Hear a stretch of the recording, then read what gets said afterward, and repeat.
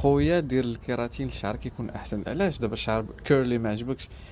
خصنا نحيدو هاد القضيه من المغرب. حنا راه مغاربه افارقه افريقيا، شعرنا دير بحال هكا. يعني شعرنا كيرلي. نقول لك واحد القضيه باش تحيدوا هاد المشكل. الكيراتين وهادشي كله الكونسير كونسير. باش نقول لك، يعني الا شي وحده شعرها كيرلي اولا طبيعي، خليه لطبيعته عيشي بيه وتقبليه بحال هكاك. اولا تقبلوا بحال هكاك الكيراتين والترطيبه وداك التخربيق والفيتامين وما عرفتش البروتين وما شنو كديروا لشعركم. فراه هادشي راه غلط غلط. خصنا نتقبلوا راسنا كيف ما حنا. انا تقبلت شعري خليته بحال هكا.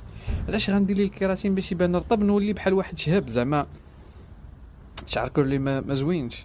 ديما حنا خصنا نبقاو نديرو شعر مسرح هو احسن شعر.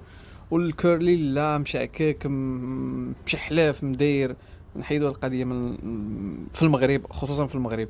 هنا برا ما كاينش هذا المشكل.